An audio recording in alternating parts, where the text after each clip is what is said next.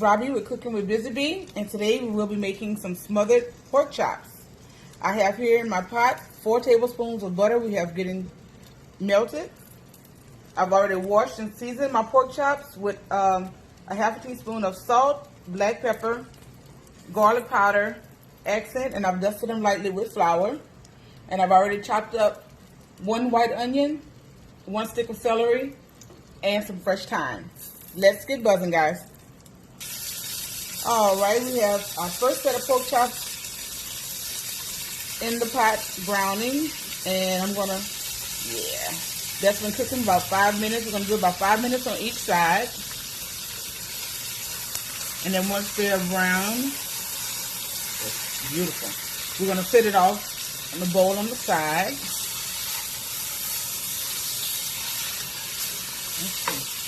So yeah, you just want to brown them just enough to get a little crust on them. When we put that flour in, that's going to help thicken our gravy. So like I said, we're going to brown them for about 5 minutes on each side.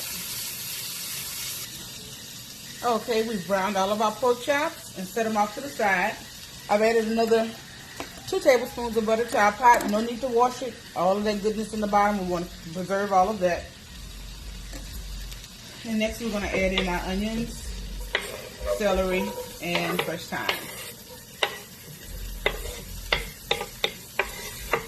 We're going to saute these vegetables down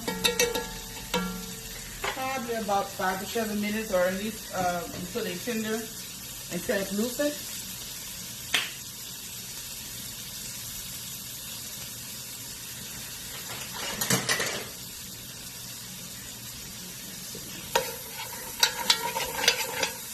And we're moving that around. We just definitely want to scrape the bottom of the pot.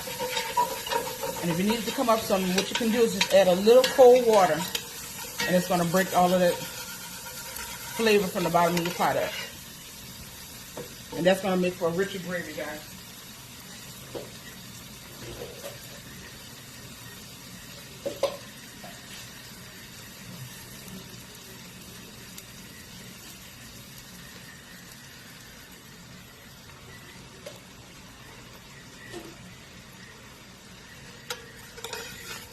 In our vegetables.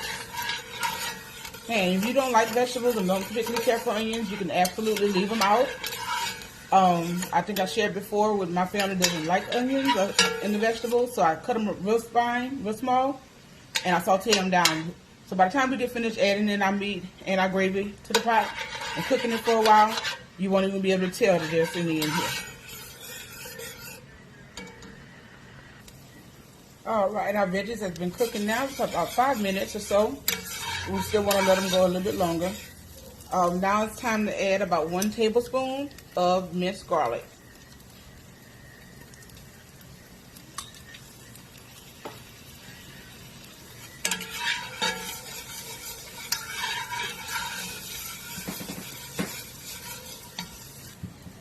Alright, our next step is we're actually going to get some Tony Chachere's brown gravy mix, and I hope you guys can see this clearly. You find this at any local grocery store in your gravy aisle. We're going to mix about 4 tablespoons of that with some cold water. And we're going to add to our pot.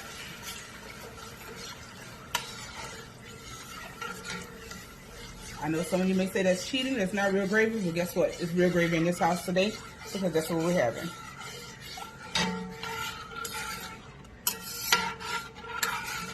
I actually call it my magic gravy. I'm going to add just a little bit more to it.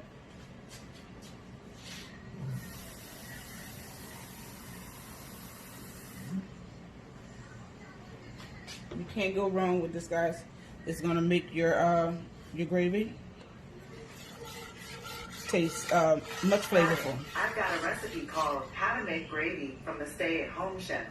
Excuse my Google. She thought I was talking to her today. Does that sound good? Okay. All right, we have our liquids all incorporated in here. And our very next step is we're going to add our pork chops back to the pot.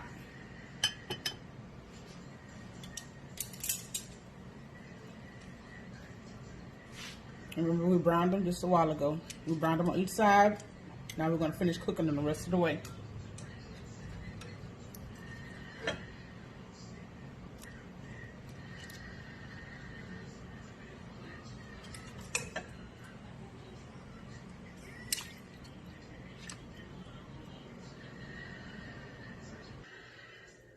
Okay, we've added all our pork chops back into the pot. Very important step, guys. Whatever juices that accumulated when your pork chop is rested, we're going to make sure we add that back to the pot as well.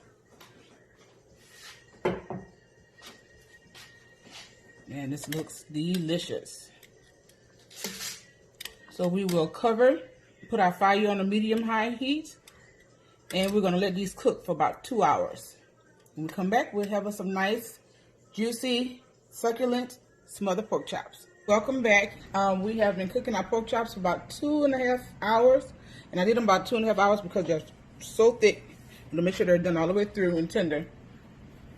So now it's time for the taste test. Let's see what they're looking like.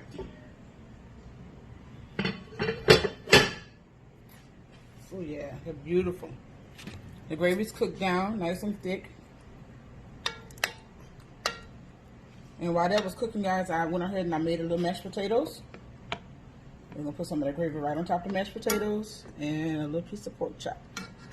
And I actually have a guest here today who's ready to try out the pork chops. Say hello, Elijah. Hey. And he's going to tell us what he thinks. So we have here some other pork chops, mashed potatoes, and gravy. Let's see what he thinks. And be careful, it's very hot. Thank you. Okay. All right, he's trying out the pork chops and gravy. Pork chop. This tastes really, really good. Solid. Thank you, Elijah. As always, guys, try out the recipes. Don't forget to subscribe, like, and share. Tell me what you think down below. And as always, be blessed.